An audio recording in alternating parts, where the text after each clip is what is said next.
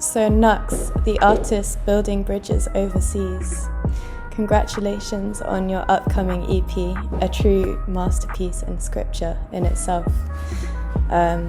It really feels like this one will be a pivotal moment for music. And I feel like it can be quite hard to select what songs go onto an EP and in what order. So firstly, tell me, do you have any structure behind your selection process, or does it matter? Yeah, there's always structure behind selecting what songs go on and the order, but it wasn't that difficult this time because it was almost like every song, the first song I made was Alpha House, if that makes sense. So it's like I knew what I was trying to do with the project. That was the intro already, and it's like each song I made, I was just doing a different element of what I know that I needed on the project. So then when it came to the end, there wasn't really songs that I completed that didn't make it on to the project. So it was just a matter of kind of like, based on the vibe, ordering it to kind of just make it make a bit more sense. But I knew what I kind of wanted to do. Like the outro was the last song that I recorded, if that makes sense. So, yeah. Talking about that outro, there was a clip at the end of, I'm guessing, young Knuckles spitting some grime. What is the story behind that? Where did that clip come from? So that, it ties into the Three Musketeers song, because in the song I'm talking about how I used to go and check my friends in the area that was beefing my area. And while doing it, I used to record at a studio called Avenues, and I talk about that on the song. But that was obviously one of the songs that I recorded there with my friends from that area. So. That's a very good story. And storytelling seems to play a large part in your musicality, obviously. Your appreciation of Nas's Illmatic, Quentin Tarantino references, a detail taken from South Korean drama in London class, even the way you structure your flows. So were there any moments in your childhood or life that really contributed to this appreciation of storytelling? Well, in terms of the storytelling, yeah, I feel like I've always been that, even in school, like I was doing like creative writing and stuff like from year 2. I was the kid that would have a story and then say, and then it was all a dream at the end, to make a twist ending. You know what I'm saying? So yeah, from when I was young, I've always been into creative writing, and even like getting older, I did English literature for A-levels. So that is like my way of, I learned like literary techniques and things that I actually incorporate into my songs to evoke certain emotions from people, you get what I'm saying? So yeah, it all kind of come together to form like my rapping style. Absolutely, and on your past as well, coming from obviously Nigerian heritage and an Igbo background, I could imagine you heard some incredible music growing up. How would you say music played a role in your family home? The type of music I was listening to when I was younger, barring like before I even got into like listening to Sade and Anita Baker and that, it was a lot of like African music, Igbo music, some like Zaire music, all sorts of stuff that my dad used to listen to, Fela. But it's more, it instilled like rhythm into me, if that makes sense. Like I don't think rhythm, like feeling the beat, is something that everybody has, and I think it's instilled in us from young. And I feel like that's what I gained from listening to music from in my household when I was younger, just having that subconscious understanding of how rhythm works and just knowing, like, you get what I'm saying, how like beats work. It's intrinsic. And would you say, did you grow up in a religious upbringing as well? Would you say that plays into your music still today? Not necessarily into my music. Maybe my stance in my music, yeah. But yeah, not necessarily the music. That's cool.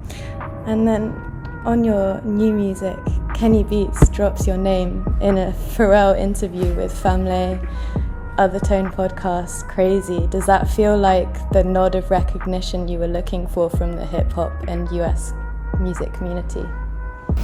Well, that to me, even till now, it's kind of surreal.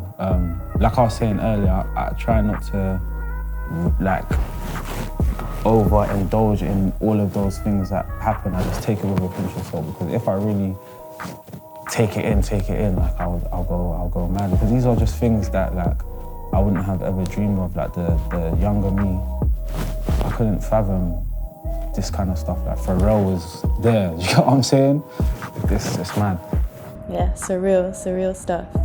And you also mentioned in an interview, I think, with Complex a few years ago, that Young's Teflon is someone who he played a role in influencing your first EP and your flow in some ways. And now you have an actual feature. How does that all feel? Because I can really tell you went in on that verse. Yeah, it goes back to like the whole thing of like a lot of the things that I'm doing now just being surreal, me having to take it with a pinch of salt, because this is what 15-year-old me would literally dreamed of. You know what I'm saying? Half of the stuff that is going on now is what I was dreaming of. So yeah, it's crazy like to be in the same rooms as people that I was listening to like religiously, like Young Teflon. I really was like, I feel like I used to have stages with artists. So there'll be a stage where I'll just be listening to one artist. At first, when it was Graham, it was Dot Rotten and like Ice Kid, those kind of guys. And then when I found UK rap, it was Young Teflon. For a good like 2 years, like I was just listening to Young Teflon. So yeah, the fact that I've got him on a song is crazy. It's crazy to me. Definitely. And Decisions, following on from that, one of the hardest Millions verse I think will ever grace our ears, possibly. What was the vibe in the studio that day? To be honest with you, yeah, he wrote that verse in like 5 minutes, you know. Like 5, maybe 6 minutes, like. My brain can't comprehend that. That's the best verse I've ever heard. Yeah, it's mad. So he's sick, he's a sick artist. Good to know. And then we segue into Leon. The song actually kind of crossfades, I believe. What played into that decision to have one song crossfade into another like that? Was it an influence from films? It was just the wanting to have a narrative in there. And I knew that I wanted to have, with Leon, obviously how I start my verse. I'm talking about being in a car with 2 olders and then telling me the story. So I knew that to lead into the song, I wanted to have me in the car with the 2 olders, and then they tell me the story that leads into the song. But I knew that I would want music in the background, like I'm in a car, do you know what I'm saying? We're playing music in the background, so it only seemed right to have the song that I was playing previously be the song in the background, and then it kind of goes into Leon. That's very clever. What elements would you say, obviously you've talked about creating a bridge between the UK and the US. What elements from the US hip-hop scene do you draw from in your sound or flow? What elements?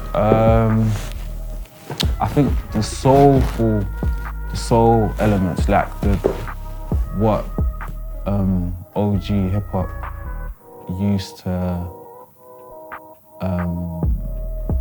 fuse itself with.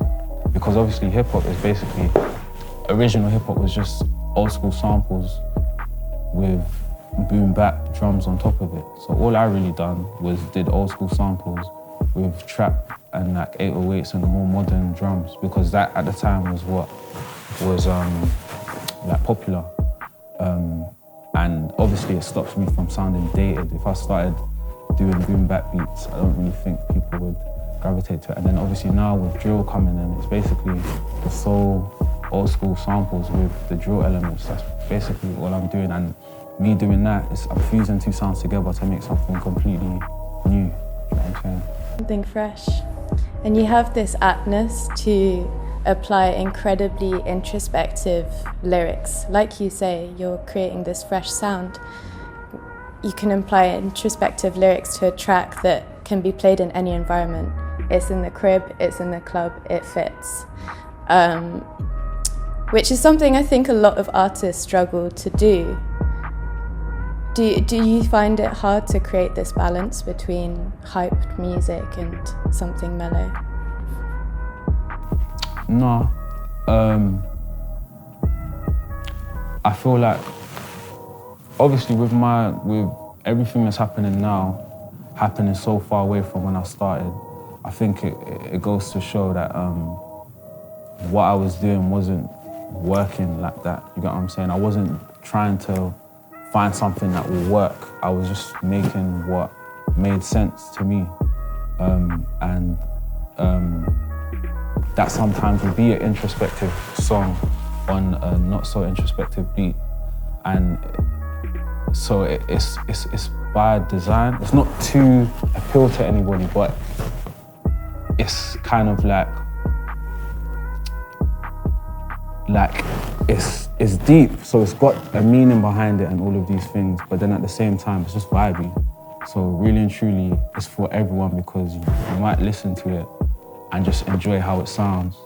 But then if you listen to it a few times and start to listen to what I'm saying, you realize that there's meaning behind it. But then some people, they just like to take in meaningful music. So they don't care about how it sounds or whatever. They're just really trying to take in the words. So it's got something for them and it's got something for, do you get what I'm saying? So yeah, I've never really found it hard to do that. It's your legacy. It's important to have those Easter eggs for yourself and for the people that are listening. Because that's how I feel when I listen to some of my favorite rappers. Like, I love having that kind of like eureka moment, or like when it's almost like a puzzle. It's like you come back and you find something new, and then it's like, what does that mean? And you go Google, research something, and you're like, oh snap, and you go back. It just, do you get what I'm saying? So because I like how that feels, I always like to put little things like that in for my fans to kind of enjoy. I can see that in your music. I was digging deep for some Easter eggs. And talking about having such a strong legacy at just 27 years old, not just within music, but with your No Days Off brands. What was the vision when you first started that brand? So to be honest, it just started as like my, not alter ego, my, what's the word? Like just another name for when I produced. So I'll produce beats and I'm No Days Off. I rap and I'm Knucks. I started producing for certain UK rappers and I would just put the beat tag on. And then eventually I formed like a little collective with me and my cousin and director Lex. And we would just like put just the type of, because we all had a similar taste in like music and aesthetics and all of this stuff. So we would just like put our kind of thoughts and stuff out there. And then we had the idea to kind of like make merch. So we had our hats and stuff like that. And then just as time went on, it grew into like something bigger. Like a company, it's a company now, you know what I'm saying? Like, I'm trying to go the whole way with it. Like, I'm trying to make it fashion. I'm trying to get into like production and stuff like that in terms of like visual production. And yeah, man, it's a whole thing. After your time spent travelling in the States and feeling out what the vibe was there, what is your overall take on the dynamic in music across the UK compared to the US?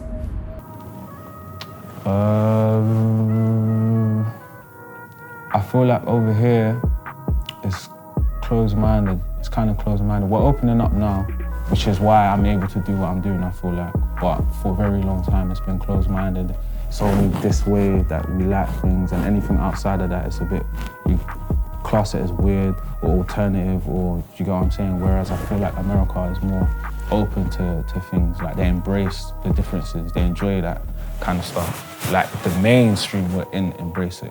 Whereas I feel like here, it's only like a select few. You have to be very like clued up, or like just have a different way of thinking to take in certain artists and certain music that the mainstream doesn't really take in.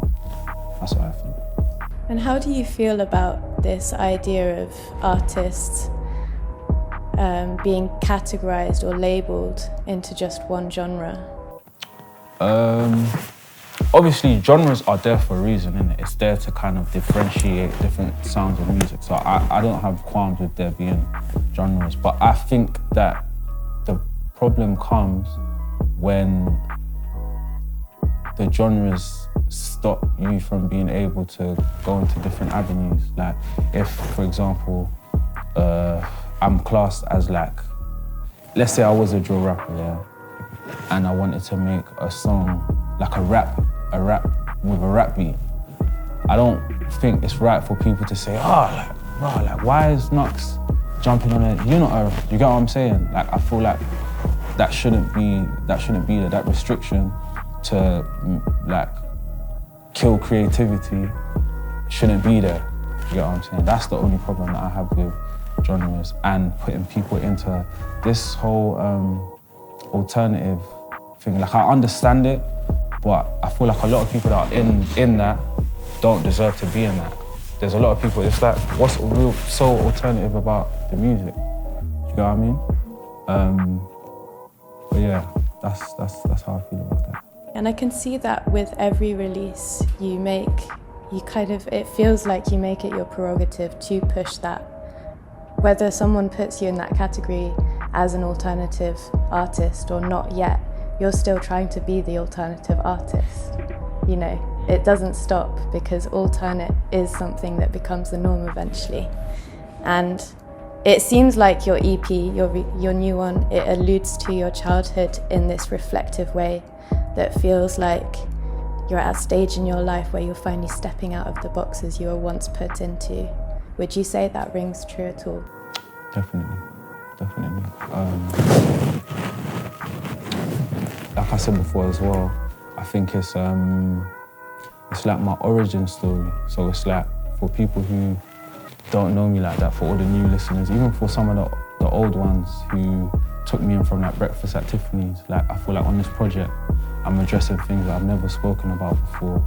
And even for me, like when I was writing some of the tunes and listening back to some of the tunes, like, and just hearing what I went through, like the stuff that made me who I am today, I'm like, yo, like I got emotional, you know what I'm saying? So this project is literally me just putting my whole everything out there for everyone and saying like, this is the person I'm going to be, this is what made him, like this is the first stage of my career.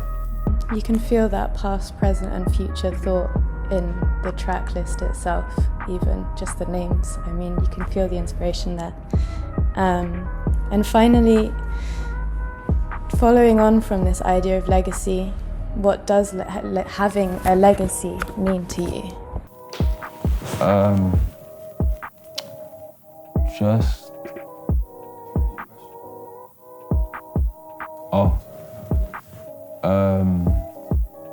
Having a legacy to me is having a catalogue of music that people respect, that they look back to and respect it. You know what I'm saying? I feel like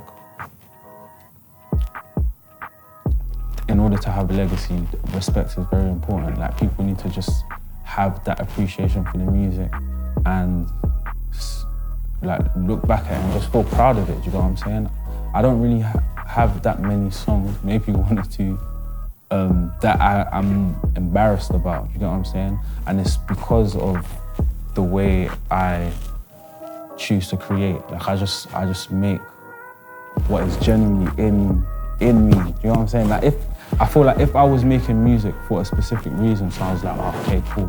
I want something for the club, or I want something for this, or I want something for that. When I go back and listen to it, maybe like 2, 3 years, maybe even 5 years down, I might not feel it the same way because it's not me being authentic. It's not me putting my like whatever I'm feeling at the time out there. I'm just trying to do something. But because I can listen back and know exactly that this is me, that's what I feel like brings that legacy and makes people look at the music and respect it. Like all the people that are put onto my music now, they go back and that's what makes them respect me as an artist, which is, it's weird because it's like, you would think that listening to all the old stuff is like, it's dated. Like this is stuff that's in like 2016. Music sounds completely different. Do you get what I'm saying? We're in 2022, do you get what I'm saying? So yeah, that's what I think having a legacy is, being able to have people look at your whole catalogue and say, yeah, this is a good artist. This is someone who cares about the music they make and the imprint that they make on whether it's just music or society and people in general. Like the messages that I'm putting out there, I really want to touch like people and change how people think. Yeah. Not a pressure. I don't feel pressure, no. It's something I want to do. Yeah, I do feel there's a bit of duty there, but I don't feel pressure, and I feel like it's something I genuinely, that's why I'm here.